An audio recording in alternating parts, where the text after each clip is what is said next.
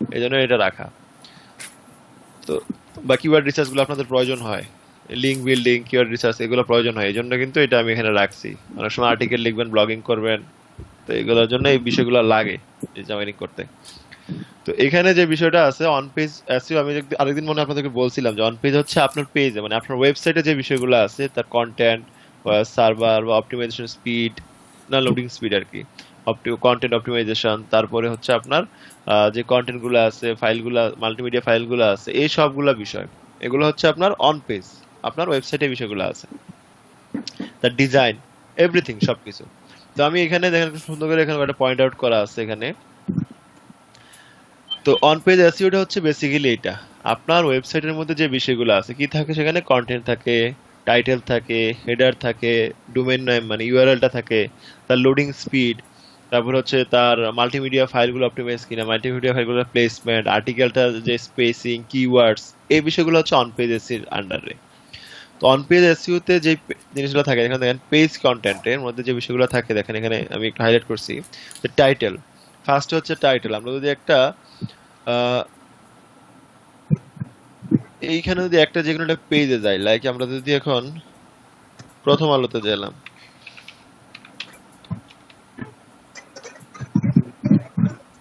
দেখেন প্রথম আলোতে যাওয়ার পরে এটা টাইটেল কিন্তু এটা, এখন এই নামটা না, মেইন টাইটেল। তারপরে দেখেন প্রত্যেকটা আর্টিকেল মানে নিউজ, নিউজ পেপার ক্ষেত্রে নিউজ বা যে কোনো জায়গায় আর্টিকেল যখন থাকে, একটা তো আর্টিকেল কন্টেন্ট, কন্টেন্টের প্রত্যেকটা কিন্তু হেডলাইন আছে, ঠিক আছে না, টাইটেল আছে। তো দেখেন এই আমাদের ফার্স্ট যে বিষয়টা সেটা হচ্ছে টাইটেল। এখন এই টাইটেলটা ঠিক থাকতে হবে, কারণ টাইটেলটা কি হবে, টাইটেলটা হবে ছোট, এবং টাইটেলের মধ্যে হচ্ছে আপনার মেইন নিশ কিওয়ার্ডটা, ঠিক আছে, কিওয়ার্ডটা থাকবে। যেমন ধরেন যে আপনি ফেসবুক মার্কেটিং নিয়ে একটা যে কোনো একটা আর্টিকেল লিখবেন, যে কোনো একটা স্টোরি লিখবেন ফেসবুক মার্কেটিং এর, তাহলে ফেসবুক মার্কেটিং হচ্ছে আপনার মেইন কিওয়ার্ড। তাহলে আপনার টাইটেলের মধ্যে আর কিছু থাকুক আর না থাকুক, দেখবেন যত জীবনের যত ফেসবুক মার্কেটিং নিয়ে পোস্ট দেখবেন বা আর্টিকেল দেখবেন, সব জায়গায় ফেসবুক মার্কেটিংটা ঠিক আছে, তার আশেপাশে এদিক সেদিক করছে কন্টেন্টের উপর ডিপেন্ড করে, কিন্তু ফেসবুক মার্কেটিং এই লেখাটা থাকবেই।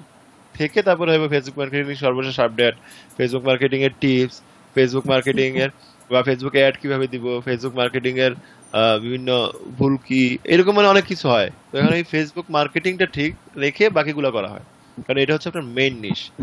তো এটা হচ্ছে টাইটেল। আচ্ছা, এটা গেল টাইটেল।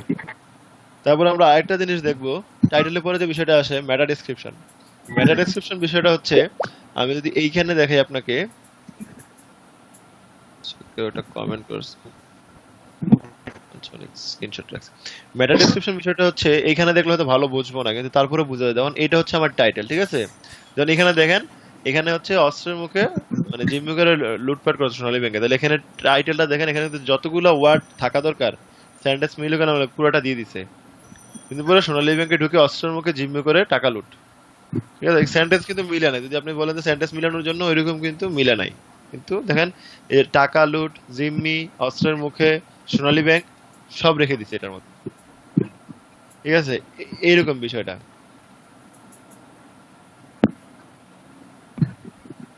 প্রত্যেকটা হেডলাইনে দেখেন, এই যে এখানে সৌমিত্র চট্টোপাধ্যায় আজকে মারা গেছে, আপনাদের সবার অনেকেরই প্রিয়, মুভি দেখেন যারা, তো দেখেন সৌমিত্র চট্টোপাধ্যায়, এখানে যতগুলো নিউজ করবে সৌমিত্র চট্টোপাধ্যায় সেখানে থাকবে, ঠিক আছে। এইরকম প্রত্যেকটা নিউজের ক্ষেত্রে, আর্টিকেলের ক্ষেত্রে এইটা হচ্ছে আরো সুন্দর বোঝা যাবে যদি আমরা একটু ওয়েবসাইট দিকে দেই। ধরুন আমরা লাইক ফেসবুক মার্কেটিং লিখে সার্চ দিই, ফেসবুক মার্কেটিং,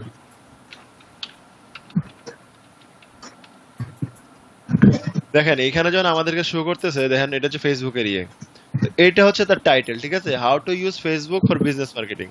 দেখেন তারপরে Facebook marketing, what is Facebook marketing, দেখছেন, এটা টাইটেলটার মধ্যে দুইবার একই ওয়ার্ড ইউজ করে ফেলছে, কিন্তু ফেসবুক মার্কেটিং ঠিক রাখছে। এখানে দেখেন ফেসবুক মার্কেটিং, যতগুলো দেখবেন ফেসবুক মার্কেটিং ঠিক আছে, তারপরে এদিক সেদিক করছে। এখন এটা তো আমাদের টাইটেলটা বুঝলেন। টাইটেলের পরে দেখুন মেটা ডেসক্রিপশন বিষয়টা হচ্ছে টাইটেলের পরে, মেটা ডেসক্রিপশন বিষয়টা হচ্ছে এইটা, এই যে দুই লাইন। আপনি যে কোনো আর্টিকেলের, আমি ফেসবুক পোস্টের ক্ষেত্রে, অ্যাডের পোস্টের ক্ষেত্রে, মানে প্রাইমারি টেক্সট যেটা ছিল ফেসবুক অ্যাডে বা লিঙ্কডইন এর ক্ষেত্রে, তারপর হচ্ছে আপনার টুইটারের ক্ষেত্রে, যেটা বলছি প্রথম দুই লাইন হচ্ছে ইম্পর্টেন্ট যে কোনো পোস্ট বা আর্টিকেলের। এই মেটা ডেসক্রিপশনটা হচ্ছে এই দুই লাইন, দেখেন এই দুই লাইন কিন্তু আপনি দেখতে পাচ্ছেন। টাইটেলটা দেখলাম হাউ টু ইউজ বিজনেস, তারপরে কিন্তু মেটা ডেসক্রিপশন আমি পড়বো। এখানে প্রত্যেকটারে কিন্তু আমি মেটা ডেসক্রিপশনটা পড়ে ঢুকবো ভিতরে যে কি আছে, না ফেসবুক মার্কেটিং তো সবগুলাই, কারণ ভিতরে কি আছে এটা বুঝবো কিভাবে? মেটা ডেসক্রিপশনটা দেখে। এই জন্য মেটা ডেসক্রিপশনটা মানে হচ্ছে আপনি যে আর্টিকেলটা লিখতেছেন বা যে বিষয়ের উপর আপনি লিখতেছেন সেই বিষয়টাকে 2 লাইন কি 3 লাইনের মধ্যে আপনাকে সামারাইজ করতে হবে। ঠিক আছে? মানে একটা স্টার্টিং দিতে হবে যেন এইটা পড়ে মানুষ ইন্টারেস্ট গ্রো করে মানুষের মধ্যে আপনার লেখাটা পড়ার, এবং এটা পরে বুঝতে পারে যে আপনার লেখাটা কি নিয়ে লিখতেছেন। ঠিক আছে? মেটা ডেসক্রিপশনটা হচ্ছে এইটা, আপনার যে টপিকটা আছে বা আপনার যে কন্টেন্টটা আপনি লিখতেছেন সেই কন্টেন্টটার কে 2 লাইনে সামারাইজ করা, বা তার মধ্যে একটা এমন হইতে পারে, এমন না যে সবগুলাই সামারাইজ হবে, এটা এমন হইতে পারে কন্টেন্টের উপর ডিপেন্ড করে।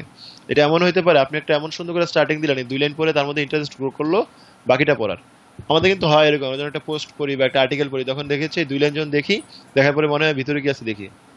তো এরকম কিন্তু হয় আমরা যারা বই পড়ি বা বিভিন্ন বিশেষ করে অনলাইনে যারা আর্টিকেল ব্লগিং এগুলো পড়ি। তো এই জন্য এই 2 লাইনটা হচ্ছে খুব ইম্পর্টেন্ট। এই 2 লাইনের মধ্যে আমাদেরকে যেটা করতে হবে, ফার্স্টে হচ্ছে হয়তো আমাদেরকে সামারাইজ করতে হবে 2 লাইনে, অথবা 2 লাইন আমরা এমন ভাবে অ্যাট্রাক্ট করতে হবে যেন 2 লাইন পরে মানুষ ক্লিক করে বাকিটা পড়ার জন্য। এটা হচ্ছে মেটা ডেসক্রিপশন। এবং মেটা ডেসক্রিপশনটা গুগল ইন্ডেক্সিং এর ক্ষেত্রে হেল্পফুল। এই জন্য মেটা ডেসক্রিপশন লেখার ক্ষেত্রে আপনাদেরকে মনে রাখতে হবে এখানে যেন আপনার প্রাইম যে কিওয়ার্ড গুলা, সেই কিওয়ার্ড গুলো যেন এখানে থাকে। ঠিক আছে? এখানে কিওয়ার্ডটা খুব ইম্পর্টেন্ট।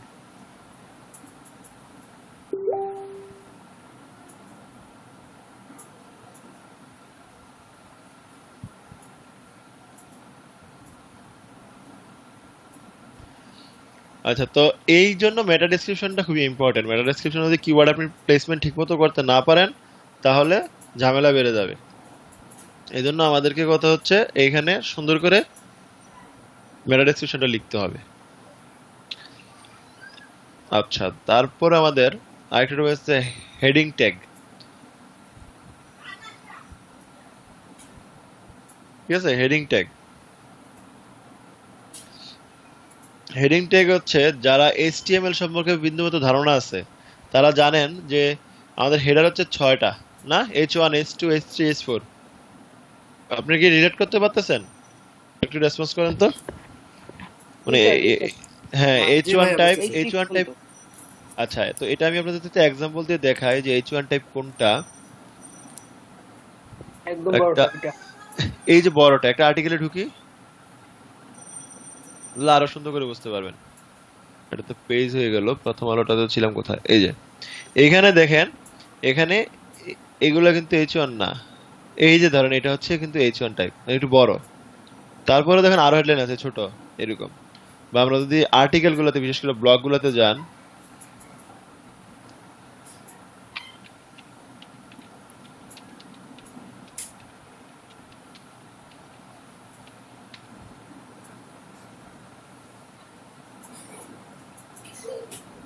দেখেন এইটাকে বলে হচ্ছে H1, মানে খুব বড় একটা ট্যাগ।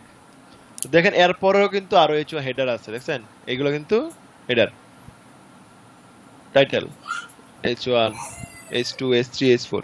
তো আমরা যেটা বলি এইরকম টাইটেলের ক্ষেত্রে আপনারা যেটা করবেন সেটা হচ্ছে ব্লগ লেখার সময় বা আর্টিকেল লেখার সময় বা যেকোনো একটা কন্টেন্ট লেখার সময় যেটা আপনাদেরকে খেয়াল রাখতে হবে সেটা হচ্ছে আপনার একটা পেজের জন্য H1 একটার বেশি না হয়। একটা পেজ বলতে এটা হচ্ছে একটা পেজ, আপনাদেরকে দেখাই। যেমন এটা একটা পেজ, দেখেন এই পেজে কিন্তু এই একটাই টাইটেল H1, আর নাই। বাকি আরো ট্যাগ আছে, হেডার ট্যাগ আছে, কিন্তু এগুলা H1 না। দেখছেন? এগুলো আরো ছোট সাইজ, দেখছেন? আরো আছে, প্রচুর আছে। তো এটা আমরা যেটা বলি আমরা একটু আহ, ইনএক্সপেক্ট করে একটু এসে দেখাই দেন প্র্যাকটিক্যালি, তাহলে আর একটু মানে অসুবিধা হবে। বুঝি নাই। ইনএক্সপেক্ট করে মানে এটা রাইট বাটনে ক্লিক করে না না, এটা রাইট বাটনে ক্লিক করলে তো কিছু না, এটা হচ্ছে ওই যে ইনস্পেক্ট নিচে করলো। ইনএক্সপেক্ট করলে দেখা যাবে এটা নিচে টিপে। বুঝছি, না না বুঝছি, ওইটা তো আপনাদের দেখার দরকার নাই, এখন কন্টেন্ট তাহলে লিখবেন জাস্ট। সবাই কারণ ট্যাগগুলো ভালো বুঝবে আর ক্লিয়ার। ওইটা আবার বুঝাইতে গেলে ঝামেলা আছে। এখন এই ট্যাগ যে HTML এর কে ও বুঝবে? তো ওয়েব ডিজাইনে চলে যাচ্ছে ভাই।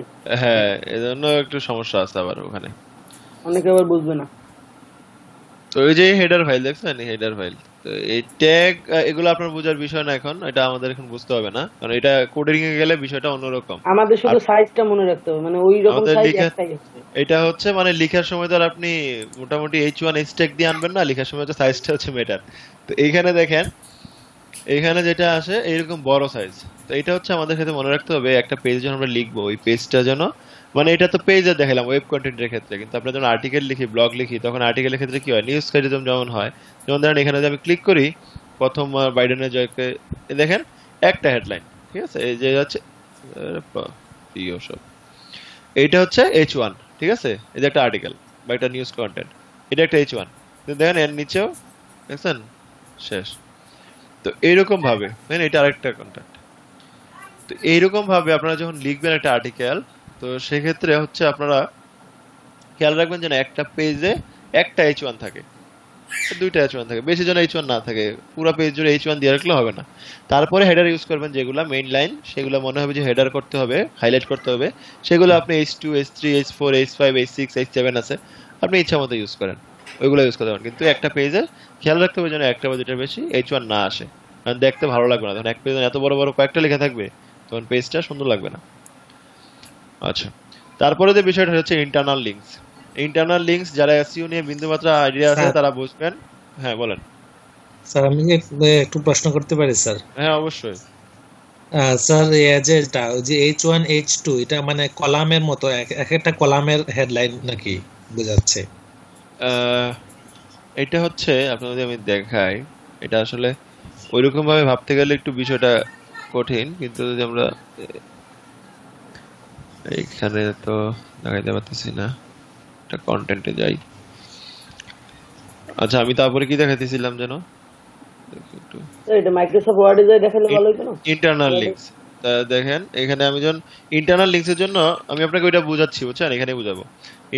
ইন্টারনাল লিঙ্কস এর জন্য সবচেয়ে বড় যে সাইটটা প্রসিদ্ধ সেটা হচ্ছে উইকিপিডিয়া, এবং উইকিপিডিয়ার এসইও তে যে কোনো বিষয় সার্চ দিলে সবার আগে উইকিপিডিয়া চলে আসে। এটা আসার অন্যতম কারণ হচ্ছে ওদের ইন্টারনাল লিঙ্কস।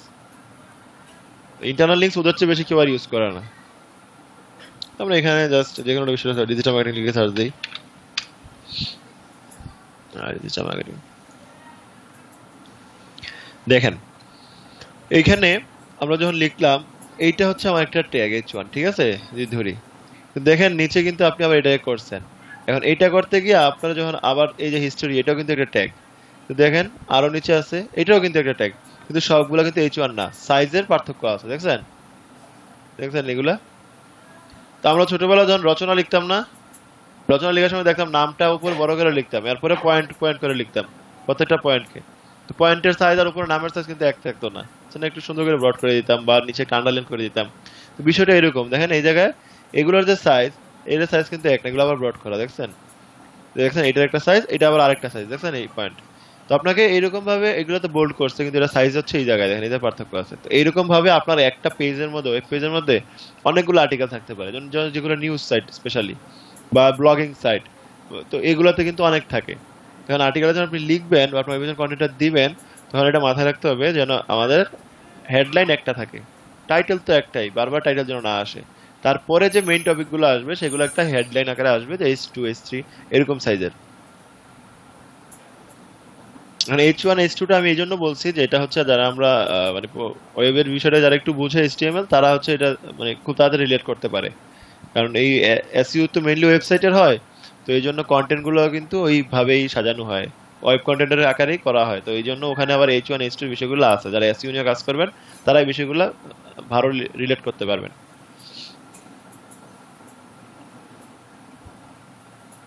আচ্ছা, তো এটা হচ্ছে আমি যেটা বলছিলাম হেডিং ট্যাগের ব্যাপারটা।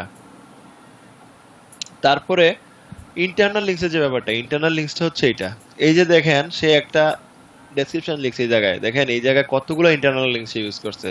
দেন digital marketing is the component of marketing, এই মার্কেটিংটাকে সে ইন্টারনাল লিঙ্কস করছে। ক্লিক করেন, তারপর মার্কেটিং নিয়ে যাবে, দেখছেন মার্কেটিং। আবার এখানে যান মার্কেটিং এ, দেখেন এই প্রত্যেকটা লাইনে লাইনে ওরা হচ্ছে ইন্টারনাল লিঙ্কস, দেখেন এই প্রত্যেকটা একটা লিঙ্ক করে ফেলছে, দেখেন লিঙ্ক, সব লিঙ্ক, আশেপাশে যেদিকে যাবেন সব লিঙ্ক লিঙ্ক।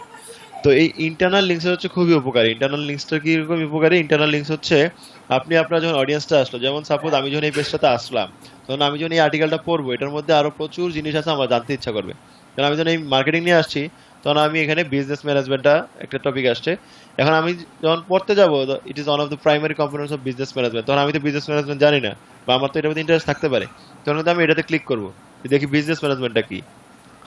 তো এইরকম আপনার যারা ভিজিটর আছে ভিজিটরকে অনেক সময় ধরে লম্বা সময় ধরে ওয়েবসাইটে রাখার জন্য এটা হেল্পফুল। এটা আবার ই কমার্সের ক্ষেত্রে হেল্পফুল। ই কমার্সের ক্ষেত্রে যখন আপনি দিবেন তখন দেখা যায় একটা প্রোডাক্টের সাথে যখন ডেসক্রিপশন আরেকটা প্রোডাক্টকে লিঙ্ক করে দিবেন তখন চলে যাবে।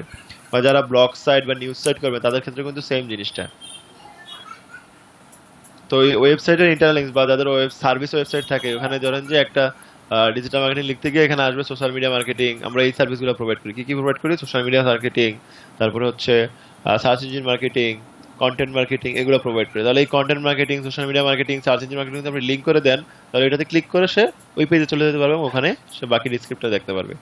তো এই লিঙ্কসগুলো করা হয় হচ্ছে ভিজিটরকে অনেক সময় ধরে রাখার জন্য, ধরে রাখার জন্য, এবং আপনার আরেকটা প্রোডাক্টকে বা আরেকটা কন্টেন্টকে মার্কেটিং করার জন্য। যেমন ওরা ওদের নিজেদেরই দেখেন কি পরিমাণ মার্কেটিংটা করছে।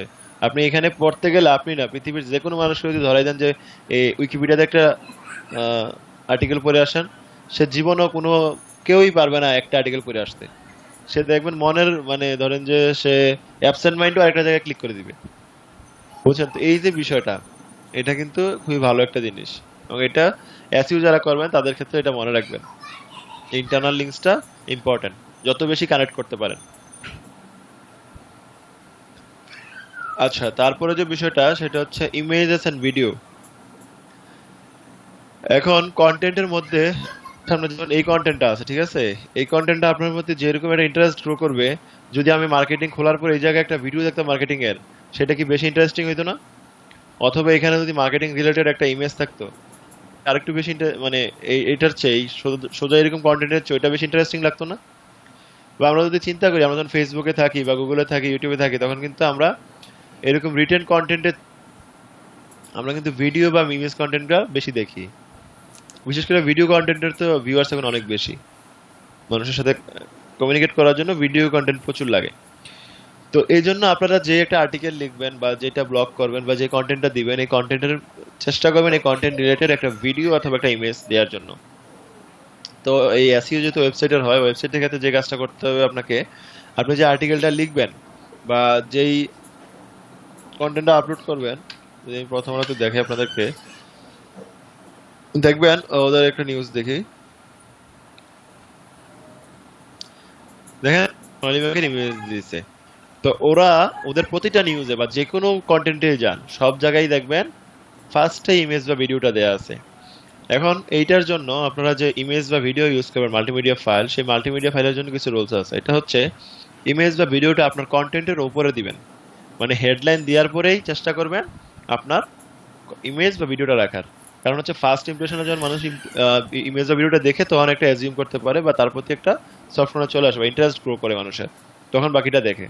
যদি পিছনে নিচে নিয়ে রাখেন, তার সমানে এতখানি পরে গিয়ে আপনার ইমেজ বা ভিডিওটা দেখে আসবে। দুপুরে যদি ভিডিওটা ইমেজটা রাখেন তখন সেটা দেখে মনে করবো যে বিষয়টা যদি ইন্টারেস্টিং মনে হয় তার কাছে, সে পড়বে। তো এই জন্য আমাদের চেষ্টা, আমরা সবসময় যেটা রুল ফলো করবো সেটা হচ্ছে মাল্টিমিডিয়া ফাইলটা আমাদের হেডলাইনের পরেই থাকবে। আচ্ছা, এটা একটা রুল। আরেকটা বিষয় মনে রাখতে হবে, সেটা হচ্ছে আমাদের মাল্টিমিডিয়া বা ভিডিও ফাইলটার যেন সাইজ মানে কম্প্রেস, আপনাদেরকে কম্প্রেস করে নিতে হবে এটাকে। অনলাইন কম্প্রেসার আছে, আপনাদের কোনো একদিন দেখাইছিলাম যে অনলাইন কম্প্রেসার আছে।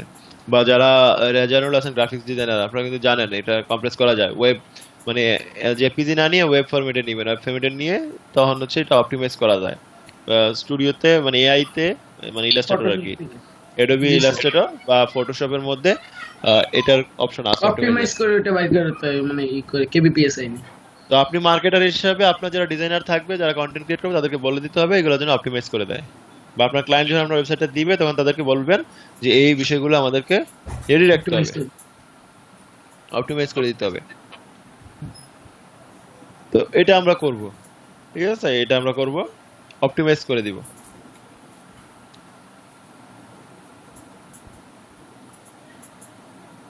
তো যেটা করতে হবে হচ্ছে একটা ইমেজ বা ভিডিও থাকতে হবে, ইমেজ বা ভিডিওটা উপরের দিকে রাখতে হবে এবং ইমেজ বা ভিডিওর সাইজটা খুবই ইম্পর্টেন্ট, নাহলে সাইট অনেক স্লো, লোডিং টাইম বেড়ে যাবে, স্লো হয়ে যাবে। তো এই জন্য এর সাইজটা খুবই ইম্পর্টেন্ট, যতটা কমপ্রেস করা যায়। এবং আচ্ছা, তো এই বিষয়টা দিয়ে খেয়াল রাখতে হবে আমাদেরকে।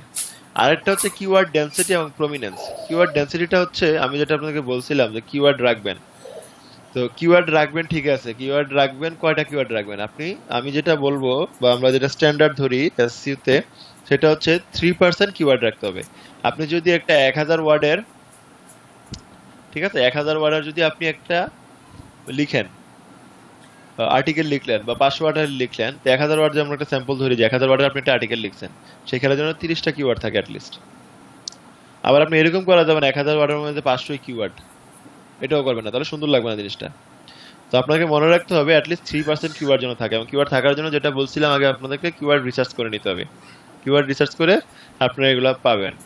তো কিওয়ার্ড রিসার্চ করার জন্য বিভিন্ন টুলস আছে, যেমন আপনাদেরকে কয়েকটা নাম বলছিলাম, মজ আছে, কিওয়ার্ড এভরিওয়্যার আছে, তারপরে গুগল কিওয়ার্ড প্ল্যানার আছে। এই লিঙ্কগুলোতে যে করতে পারবেন, গুগল কিওয়ার্ড প্ল্যানার এটা আছে।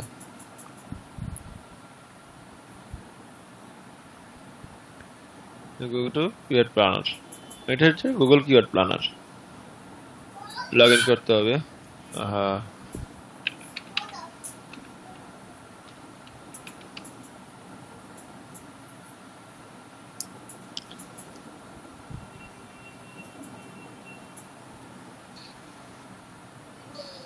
এই গুগল কিওয়ার্ড প্ল্যানারে গিয়ে অনেক কিওয়ার্ড পাবেন।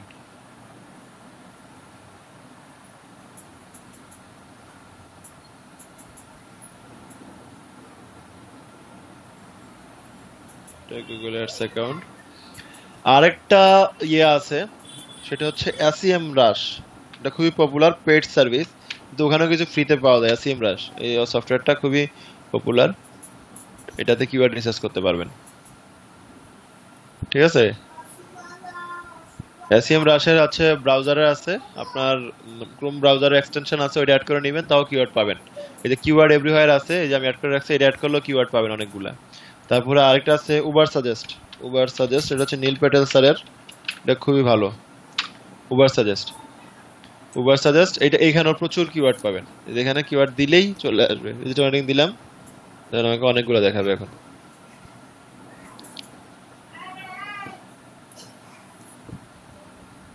কিওয়ার্ড চলে আসতেছে। তো এরকম কিওয়ার্ড প্ল্যানার বা কিওয়ার্ড রিসার্চ দিয়ে সার্চ দিলে প্রচুর কিওয়ার্ড পাবেন। দেখছেন এখানে কিওয়ার্ড দেখাই দিচ্ছে আমাকে, দেখছেন কোনটার সিপিসি রেট কত, এটাও দেখা যায়। ডিজিটাল মার্কেটিং এর সিপিসি রেট $21। এখন যারা গুগলে অ্যাড করবেন ভবিষ্যতে, তারা এগুলো মাথায় রাখবেন, দেখবেন যে খুব পপুলার ওয়ার্ড দিয়ে দিলে লাভ হবে না। দেখা যাবে যে ডিজিটাল মার্কেটিং এক ক্লিক দিছে, আপনার অ্যাকাউন্ট থেকে $20 কেটে নিছে, বায়ার ধরে পিটাইবে কি $20 অ্যাড দিছে, এক ক্লিকে শেষ। তো এই জন্য এই সিপিসি রেট মানে কস্ট পার ক্লিক, এটা দেখতে হবে আমাদেরকে। এটা যত লো থাকবে, তত মানে লো থাকবে বলতে তত ভালো এরকম না, কিন্তু একটু মিডিয়াম রেঞ্জে দিতে হবে, যেন বেশি টাকা না নিয়ে যায়। তো এখান থেকে প্রচুর কিওয়ার্ড পাবেন আপনারা, এবং এটা খুবই ভালো সাইট। আপনারা এখান থেকে কিওয়ার্ডটা রিসার্চ করাটা খুবই ইজি। এটার পেইড ভার্সন আছে, ফ্রি ভার্সনও আছে, আপাতত ফ্রিটা ইউজ করেন। এটা ছাড়াও আরো আছে, মজ আছে। মজও এসইওর জন্য খুবই ভালো, ভালো বলতে টপ রেটেড মজ। এটার এক্সটেনশন যোগ করলেও পাবেন। তো এইগুলা থেকে আপনারা কিওয়ার্ড সার্চ করবেন। আরেকটা জিনিস আছে যেটা ইম্পর্টেন্ট, আপনাদেরকে দেখাই, যেহেতু আজকে এসইও দেখাচ্ছি। গুগলের আরেকটা প্ল্যাটফর্ম আছে, গুগল কিওয়ার্ড র্যাপার। এই প্ল্যাটফর্মটা অনেক ইম্পর্টেন্ট, এটা আমাদের।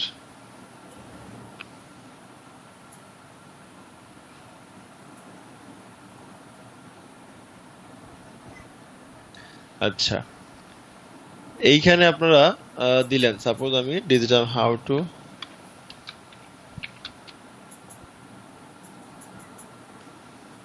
এরকম দিলাম,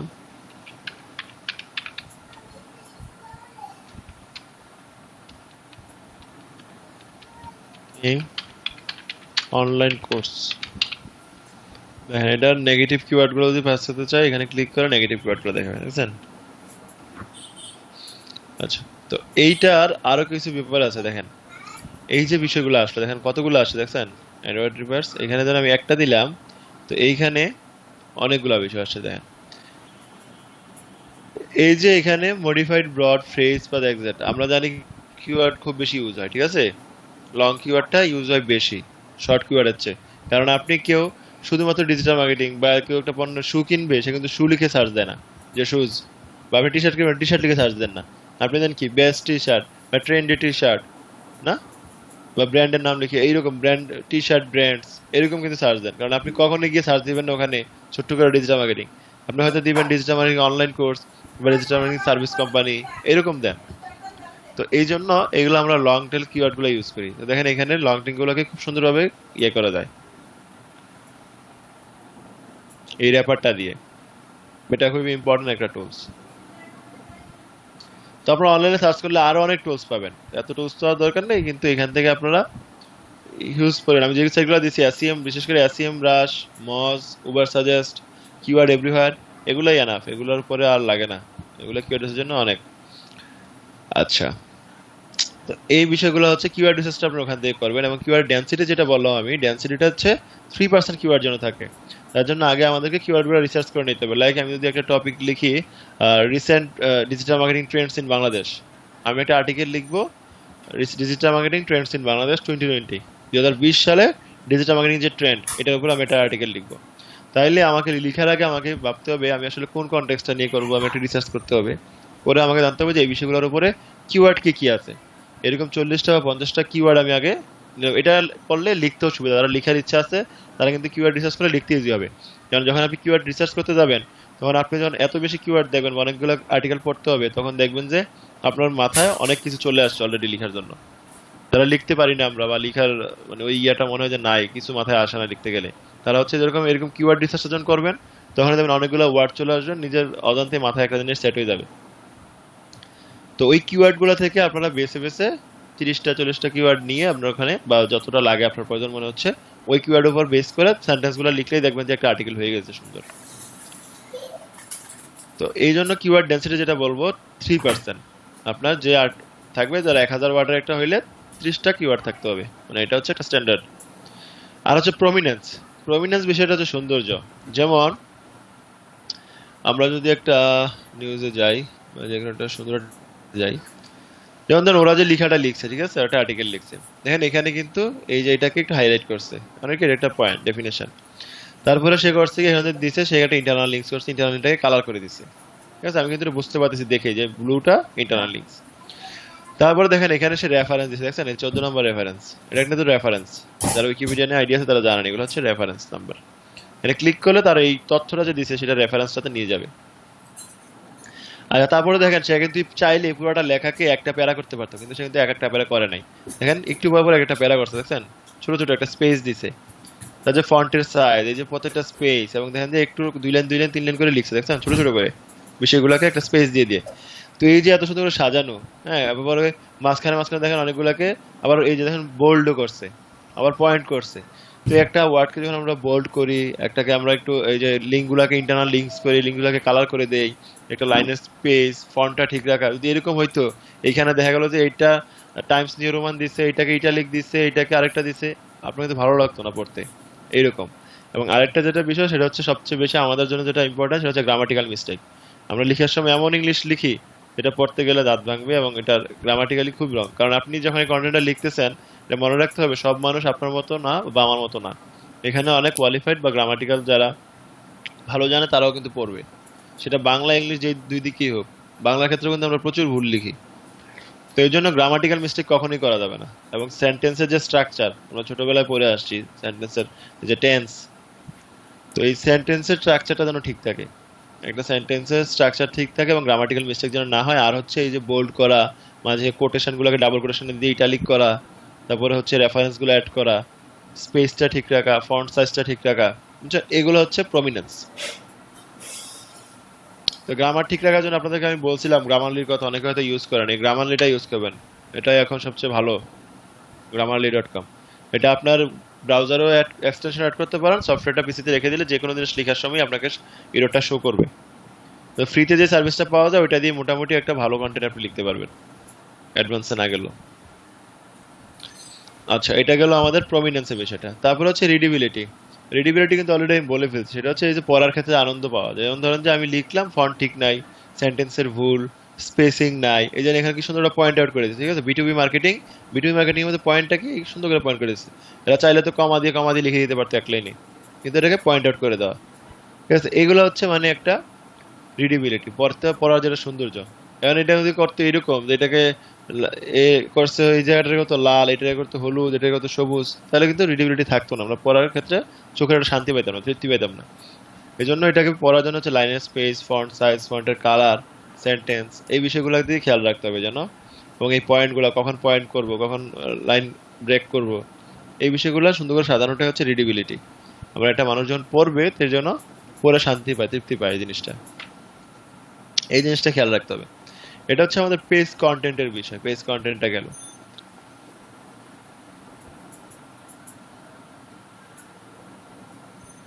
আচ্ছা, তারপরে আরেকটা বিষয় আমরা খেয়াল রাখবো, সেটা হচ্ছে ইউআইএক্স এক্সপিরিয়েন্স। আমাদের সাইটটা যারা ওয়েবসাইট করবে সেই ওয়েবসাইট, এখানে তো বেসিক লেভেলে আছে, আরো কিছু কাজ আছে অ্যাডভান্স লেভেলের, ওগুলোতে আমরা যাবো না। বেসিক যে বিষয়গুলো আমাদের খেয়াল রাখতে হবে সেটা আমি বলতেছি। কারণ ডিজিটাল মার্কেটের অনেক সময় ওয়েব কন্টেন্ট লিখতে হয়, সেই জায়গা থেকে হচ্ছে এটা করা। তো হচ্ছে আপনার UX user experience. UX user experience হচ্ছে মানে আপনি যখন একটা ওয়েবসাইট দেখতে পাই, যেমন হচ্ছে আমরা যদি এখন একটা প্রশ্ন করছেন,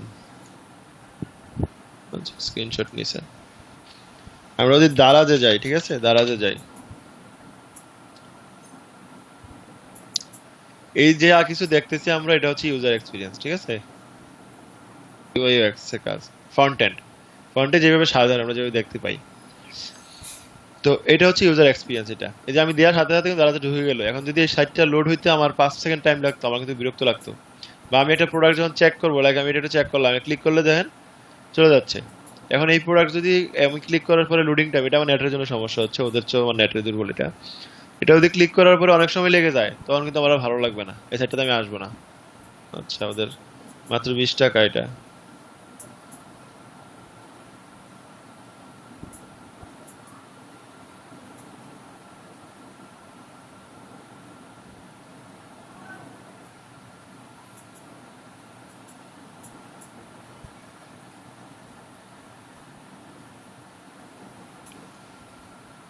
আচ্ছা, তো এটার জন্য যেটা করতে হবে, ওয়েবসাইটটাকে রেসপন্সিভ করতে হবে। আমরা অনেকে জানি ডাইনামিক এবং স্ট্যাটিক, যারা ওয়েব নিয়ে একটু আইডিয়া আছে, বা আমি যদি এক্সাম্পল দিই, যেমন বিভিন্ন সাইটে যখন আমরা যাই, তেমন কিছু কিছু সাইট আছে, এটা আগে আগে বেশি ছিল, 3-4 বছর আগে অনেক বেশি ছিল, তো এখন অনেক কমে গেছে, কারণ এখন সবগুলো সাইটই পাই রেসপন্সিভ। দেখতেন আগে যারা আমরা একটু আগে থেকে ইন্টারনেট ইউজ করি, তারা দেখবেন আমরা তো 3-4 বছর আগে যাইতাম, বা এখনো মাঝে মাঝে কোনো সাইটে যাই, দেখবেন যে ওখানে যাওয়ার পরে কেটে যাচ্ছে, মানে একটা আর্টিকেলে পুরোটা আসতেছে না আমাদের সামনে, হ্যাঁ কেটে যায়, বা ছবিটা দেখা গেল ছবিটা ভেঙে যাচ্ছে, এরকম। তো এইটা হওয়ার কারণই হচ্ছে রেসপন্সিভ না। রেসপন্সিভের কাজটা কি, আপনার ডিসপ্লেটা যেমন হবে আপনাকে ওইরকম ভাবে শো করবে, ঠিক আছে। আপনার মোবাইলে ইউজ করবেন যখন, মোবাইলের মতো করে শো করবে, যখন আপনি 22 ইঞ্চি মনিটরে যাবেন তখন ওই সাইজে শো করবে, যখন আপনি 14 ইঞ্চি মনিটরে থাকবেন তখন একরকম, যখন 42 ইঞ্চি মনিটরে যাবেন তখন একরকম। যদি রেসপন্সিভ না হয় তখন দেখা যাচ্ছে স্ক্রিন সাইজের সাথে এটা ম্যাচ করে না। যেমন যেই সাইটগুলো রেসপন্সিভ না, যেমন কিছু বইফোর নিউজ সাইট আছে দেখবেন, ফেসবুকে শেয়ার হয় মাঝে মাঝে, ওগুলোতে ঢুকলে দেখবেন নিউজের অর্ধেকটা দুই পাশে কেটে গেছে, মাঝখান দিয়ে একটু পড়া যাচ্ছে। তো এইটার কারণ হচ্ছে আপনার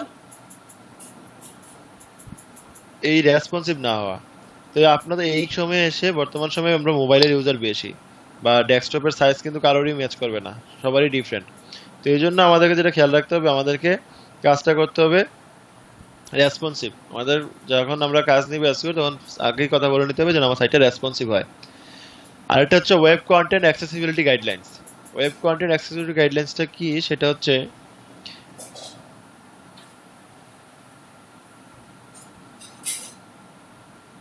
মাহবুবুল ইসলাম, শীট বলতে কি বুঝাইছেন বুঝতে পারি নাই, মানে স্লাইডটার কথা বলছেন?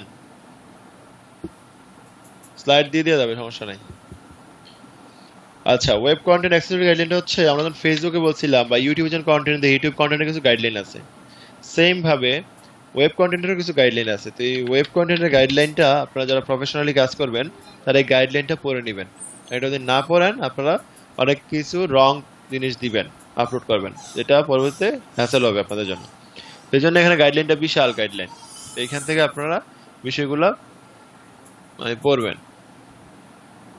পরে এগুলো আয়ত্ত করবেন, তাহলে এই বিষয়গুলো যখন জানবেন, নিয়ম রুলসটা, তখন আপনার ওয়েব কন্টেন্ট সাজেস্ট করতে কোম্পানিকে হেল্পফুল হবে।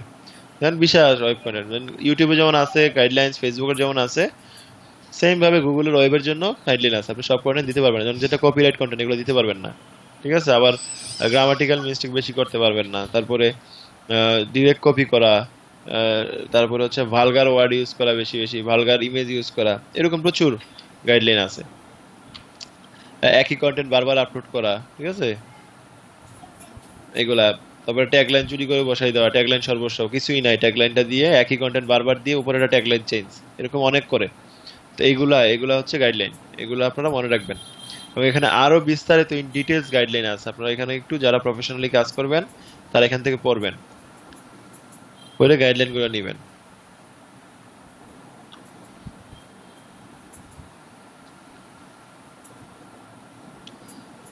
আচ্ছা, তারপর এটা হচ্ছে সিটিএ, মানে call to action button. Call to action বাটনটা হচ্ছে যখন আমরা একটা সাইটে যাই, আমরা দেখবো যখন যাই তখন হচ্ছে সাইটটাকে শেয়ার করার অপশন থাকে, ঠিক আছে। তো ধরেন আমরা যদি আবার একটা প্রথম আলোতে যাই, প্রথম আলো একটা নিউজ যদি আমরা পড়ি, এটা পড়লাম, দেখেন এটা চাইলে কিন্তু আমরা শেয়ার করতে পারি, শেয়ার অপশন আছে দেখছেন, টুইটারে শেয়ার, ফেসবুকে শেয়ার, শেয়ার বুকমার্কস, কমেন্ট করা, এই অপশনগুলো আছে। তো আমরা যে কোনো সাইটে যাই না কেন দেখবেন যে এরকম অপশন দেয়া থাকে, এই যে দেখছেন শেয়ারের অপশন দিয়ে রাখছে, চাইলে শেখাতো। তো এটা হচ্ছে কল টু অ্যাকশন বাটন, মানে আপনি তাকে সোশ্যাল শেয়ার দিতে হবে, মানে সে যেন সোশ্যাল মিডিয়াতে শেয়ার করতে পারে, অথবা সে যেন কল করতে পারে, একটা কল বাটন বা একটা মেসেজ বাটন। এই বাটনগুলো আপনারা কল টু অ্যাকশন বাটনগুলো রাখবেন, রাখলে এটা এক হচ্ছে আপনাকে বেনিফিট দেবে, কারণ ওরা শেয়ার করবে, 200 মানুষ পড়লে তার মধ্যে 20টা মানুষ শেয়ার করবেই, বা কিছু একটা করবে, বা 10টা মানুষ করবে। তো এই শেয়ার অপশন থাকলে এটা ভালো হবে, এবং যারা কমিউনিকেট করতে পারবে, ঠিক আছে। যদি যে সাইটগুলোর কল টু অ্যাকশন বাটন থাকে না সেগুলোর সাথে মানুষ বেশি রিলেট করতে পারে না।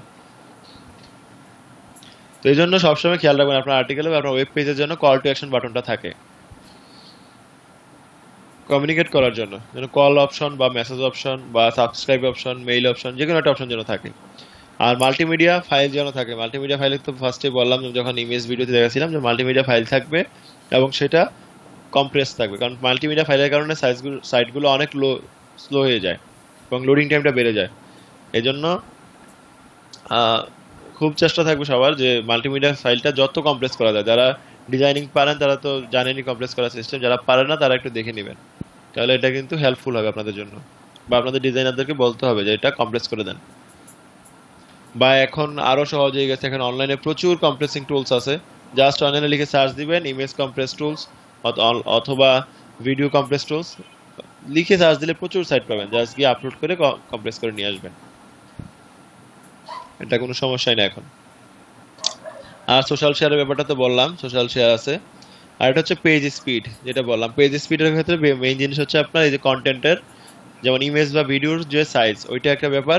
আর এটা হচ্ছে সার্ভার যেন ঠিক থাকে। অনেকে আছে বাংলাদেশের বিভিন্ন জায়গা থেকে সার্ভারগুলো কিনা হয়, কোম্পানিগুলো সার্ভারগুলো বিভিন্ন জায়গায় ভাড়া দেয়, এখন এই সার্ভারের লোডিং স্পিড অনেক কম থাকে, সাইডে নক করতে করতে একবার লোডিং হইতে হইতে 2 মিনিট চলে যায়, এরকম প্রচুর আছে, বা খুব স্লো। তো যখন আপনার স্লো থাকবে, স্লো থাকার একটা একটা হচ্ছে আপনার কাস্টমার বিরক্ত হবে, কাস্টমার চলে যাবে, ভিজিটর, এটা একটা কারণ। আরেকটা কারণ হচ্ছে গুগল ইন্ডেক্সিং কিন্তু আপনি সামনে যাবেন না, কারণ এসইওর ক্ষেত্রে গুগল যে বিষয়গুলো দেখে র্যাঙ্কিং এর ক্ষেত্রে, সেখানে লোডিং স্পিডটা অন্যতম একটা ফ্যাক্ট। এখানে আপনার লোডিং স্পিড অনেক কম রাখতে হবে, এটা 3 সেকেন্ড, মানে আমরা যেটা সাজেস্ট করি 3 সেকেন্ড থাকতে হবে, 3 সেকেন্ডের নিচে রাখতে হবে আপনাকে।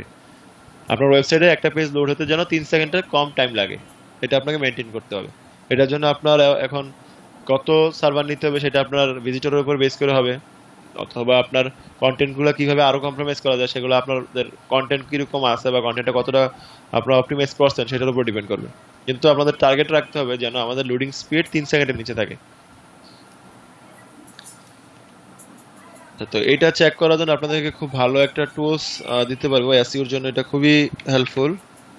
জানি না এটা এখন আছে নাকি, জিটি ম্যাট্রিক্স কেউ ইউজ করছেন নাকি এটা।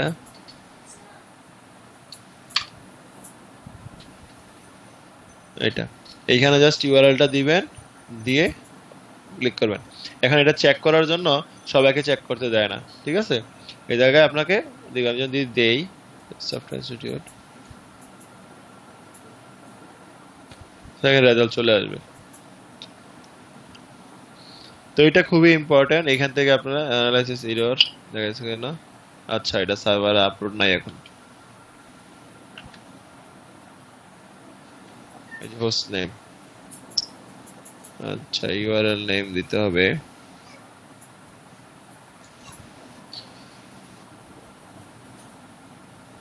তো তো এটা দিয়ে আপনারা রিসার্চটা করতে পারবেন স্পিড কেমন দেখি আসে নাকি এটা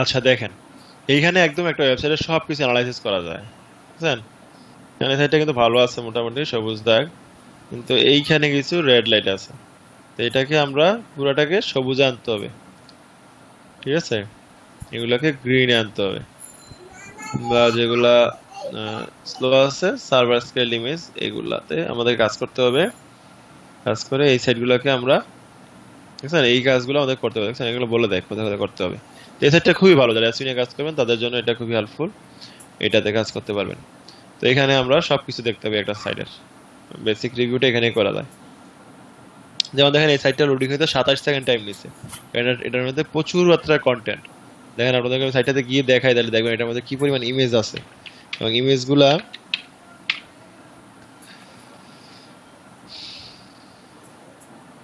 হচ্ছে অপটিমাইজ করা না প্রপারলি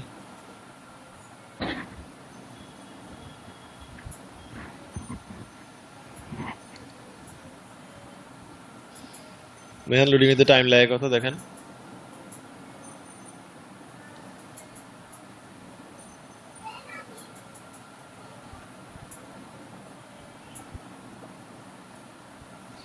দেখেন চ্যাটো সেট তো প্রচুর ইমেজ দেখেন এক পেজ যাইতে টাইম লাগে প্রচুর দেখেন ইমেজ আর ইমেজ আর এই পোর্টফোলিও যদি যান না এখানে প্রচুর ইমেজ আরো ডিজাইন ক্যাটালগে প্রচুর ইমেজ এগুলো সব ইমেজ গেলে ইমেজ পাবেন কি ট্রেনিং ব্লগ এই সবগুলোতে শুধু ইমেজ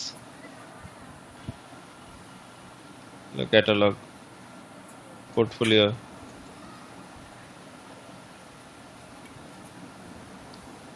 এখানে হচ্ছে ইমেজ তো এই কারণে দেখা যাচ্ছে যে সাইটটা অনেক স্লো হয়ে যায়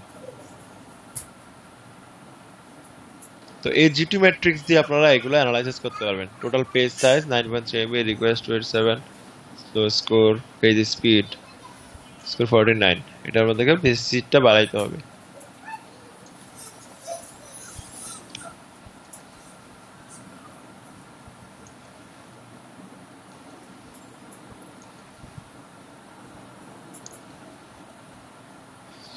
আচ্ছা তো এটা হচ্ছে আমাদের on page SEO on page SEO এর মধ্যে এই বিষয়গুলো আছে ঠিক আছে আশা করি অন পেজ এর বেসিক আইডিয়াটা আপনাদের আর পেজ স্পিড তো বললামই পেজ স্পিডে কাজ করতে হবে তো এখানে এইগুলো নিয়ে কি আপনাদের কোনো প্রশ্ন আছে কোশ্চেন বা প্রশ্ন অন পেজ এসইও এই বিষয়গুলো নিয়ে এনিওয়ান যে আপনারা কি শুনতে পাচ্ছেন জি স্যার শুনতেছি আচ্ছা অন পেজ এসইও যে বিষয়গুলো দেখালাম এগুলো নিয়ে কোনো প্রবলেম আছে বা কোনো ধরনের প্রশ্ন কোয়ারিজ স্যার আপাতত তো নাই কিন্তু স্যার স্লাইড গুলো একটু দিন স্যার এগুলো একটু দেখবো আচ্ছা ভাইয়া আসাদ ভাই বলেন হ্যাঁ সেটা হচ্ছে যে ওই যে লিংক তৈরি করাটা বুঝাইছেন না উইকিপিডিয়াতে একটা ক্লিক করলে আরেকটাতে যায় ওই লিংকটা কিভাবে ক্রিয়েট হবে ইন্টারনাল লিংক ওটা তো ইন্টারনাল লিংক আপনি যখন লিখবেন লিখে ওই লেখাটাতে ক্লিক করে জাস্ট সেটা ই করব কিভাবে আমরা ইন্টারনাল সেটা তো ক্রিয়েট করব কিভাবে তৈরি করে ক্রিয়েট করব কিভাবে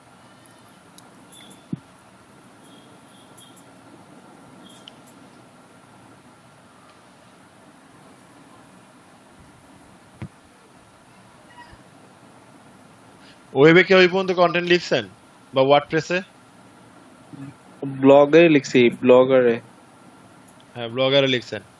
তো লিখার সময় আপনারা কি এই বিষয়টা দেখছেন কোথাও যে আমরা হাইপারলিংক, হাইপারলিংক যে করি সেম হ্যাঁ জিনিস, হাইপারলিংক, আচ্ছা হাইপারলিংক পারি। এটা ইন্টারনাল লিংক। জাস্ট এরকম আর কি, এটা সিলেক্ট করে লিখার সময় এরকম সিলেক্ট করে ক্লিক করলে দেখেন এরকম অপশন আসে, যখন লিখার লিংকের একটা চাইনা আসে, তো এই লিংকের মধ্যে গিয়ে লিংকটা দিয়ে দিলেই হয়ে যায়। অ্যাকচুয়ালি আচ্ছা, আচ্ছা। ইন্টারনাল লিংক হলো গিয়ে মানে নিজের একই ওয়েবসাইটের ভিতরে একটা কন্টেন্ট হ্যাঁ হ্যাঁ, কন্টেন্টের সাথে আরেকটা কন্টেন্টের যে লিংক করা হয় এটা হচ্ছে ইন্টারনাল। লিংক করা ইন্টারনাল লিংক। আর যদি অন্য আপনি ওয়েবসাইটে আউটডোর না, লিংক নিজের করতে চান ওয়েবসাইটের সেটা ভিতরে। Outer link. নিজের ওয়েবসাইটে এটা হচ্ছে ইন্টারনাল লিংক। আর আপনি যদি চান যে আপনি অন্য অন্য কোনো ওয়েবসাইটের লিংক দিবেন সেটাও পারবেন, সেটাকে বলে আউটার লিংক। সেম ওয়েতে দিতে পারবেন। ঠিক আছে, এই দুইটাই করতে পারবেন। তো করলে লস, আউটার লিংক করলে আপনার এখানে ক্লিক করে আরেক ওয়েবসাইটে চলে যাবে। তো এই জায়গায় এই বিষয়গুলো আছে, ঠিক আছে, দুইটা বিষয় আছে।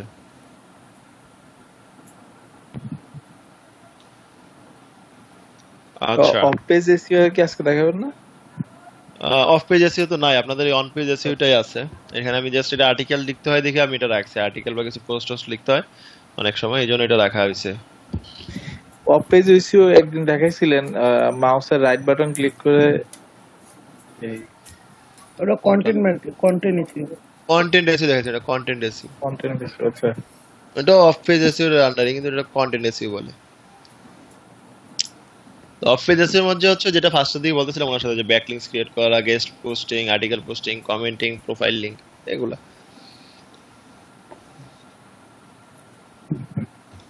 মেইন ইম্পর্টেন্ট কিন্তু হচ্ছে আপনার অন পেজ এসইওটা ইম্পর্টেন্ট, বুঝছেন? অন পেজ এসইওতে আরো কাজ আছে কিছু। অন পেজ এসইওটা এই যে আমি বলে দিলাম, এই বিষয়গুলো হচ্ছে বেসিক। এখন এগুলোর উপরে আপনাদেরকে এক্সপার্টাইজ মানে এই বিষয়গুলোই থাকবে, এগুলোর উপরে এক্সপার্টাইজ অর্জন করতে হবে, তাহলে একটা সাইটকে এসইও করাইতে পারবেন আপনারা। আর যে বিষয়টা থাকে আলাদা, সেটা হচ্ছে আপনার টেকনিক্যাল এসইও একটা বিষয় আছে, সে ওই বিষয়গুলো technical SEO, on page SEO আর অফ পেজ এসইও, এই তিনটা বিষয় জানলেই এসইও করা যায় মোটামুটি। কিন্তু এটা করার জন্য বিষয়গুলোর উপরে এক্সপার্টাইজ অর্জন করতে হবে। মানে এসইও রেজাল্টটা তো দেখাইতে হবে, জন্য ফেসবুকে তো অ্যাড দিলাম, যা আসলো আসলো একটা হয়ে গেল, কিন্তু এসইওতে তো আপনাকে র্যাঙ্কিং নিয়ে দেখাইতে হবে তাকে। একটা সাইটকে র্যাঙ্কিং নিয়ে না দেখাইতে পারলে আপনার টাকা নাই বা সাকসেস নাই। তো এই জায়গায় আপনাকে আগে র্যাঙ্কে নিয়ে যাওয়াটা, কিন্তু এটা অন্যান্য জায়গায় যেরকম বলা যায় যে লিডার দিয়েছেন একটা 200 ইডলি আসার কথা ছিল, যা 150 আসছে, যাক একটু টাকা বেশি চলে গেছে, আপনার কন্টেন্ট ঠিক নাই, আপনার প্রোডাক্ট ভালো না, অনেক কিছু দিয়ে বুঝাইতে পারবেন। মেসেজ আসছে ঠিক আছে, আপনার পেজে রাখে অনেক কিছু করছেন, এরকম বলতে পারবেন। কিন্তু আপনার ওয়েবসাইটের ক্ষেত্রে এটা করার কোনো উপায় নাই। এখানে আপনাকে তাকে র্যাঙ্ক এনে দেখাতেই হবে যে আমি এত নম্বর এনে দিছি আপনাকে। না, এটা পাগলও বুঝবে, জাস্ট বসে বসে সার্চ দিবে, দেখে দেখবে আসে কিনা, আমারটা আসে না কেন, এটা ঠিক করে দেন। আনার জন্যই তো আপনাকে টাকা দিছি। তো এই জন্য এটা মানে একটু কঠিন বিষয়টা, এসইওর বিষয়টা। আর একটা সাইটকে আনতে আগে যে, ইউটিউব মার্কেটিং দেখাবেন? আচ্ছা এটার উপর আর কোনো প্রশ্ন আছে তাহলে বলেন, সলভ করে দিই। স্যার এই স্লাইড গুলো একটু দিয়েন স্যার, তারপর দেখবেন স্যার একটু সার্চ করে। স্লাইডগুলো দেখবেন? মানে দিয়েন, মানে এসকেপে ফাইলটা দিয়েন, পাওয়ারপয়েন্ট প্রেজেন্টেশন। আচ্ছা দেখি স্লাইডটা দিয়ে দেওয়া যায় কিনা, দিয়ে দিই, সমস্যা নেই।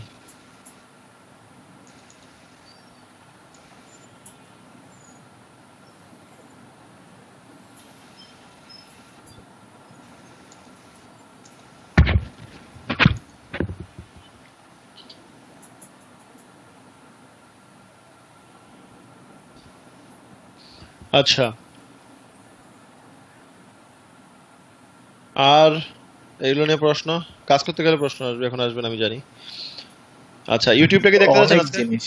হ্যাঁ, এটা এসইওর ভিতরে অনেক জিনিস আছে, জাস্ট বলে গেছি আপনাদেরকে বা বিষয়টা দেখিয়ে দিয়েছি। মানে কাজটা যখন করতে যাবেন তখন হিউজ জিনিস, কারণ কিওয়ার্ড রিসার্চ করতে একটা আর্টিকেল অনেক সময় লেগে যাবে। তারপরে আর্টিকেলটা লিখা ইংলিশ বা বাংলা যেটাই লিখেন, সেখানে ইমেজ, তো বেসিক আইডিয়াটা থাকলে এখন সব কাজ তো আপনার একা করতে হবে না। দেখা যাবে যে অনেক জায়গায় গেলে আপনি কন্টেন্ট রাইটার পাবেন, তাদেরকে আপনি সাজেস্ট করে দিবেন যে কিওয়ার্ড রিসার্চ করে কাজটা করেন। কিন্তু আসলে বিগিনার লেভেলে এগুলো সবই নিজের করতে হয়, একটা ঝামেলা হচ্ছে এটা। আর বিশেষ করে আমাদের দেশে তো কথাই নাই। আপনাকে এইগুলো পারলেও লাভ হবে না, সাথে গ্রাফিক্স ডিজাইন শিখেন, ভিডিও এডিটিং শিখেন, তারপরে প্রপার হবে। ইউটিউব মার্কেটিং আজকে একটা জব সার্কুলার দেখছি, এই গ্রাজুয়েট চাইছে plus Photoshop, Illustrator plus digital marketing, salary দিবে 15,000। হ্যাঁ হ্যাঁ, এটাই হচ্ছে সমস্যা। বাংলাদেশে অল ইন ওয়ান চায়, সব সাকিব আল হাসান দরকার, অলরাউন্ডার।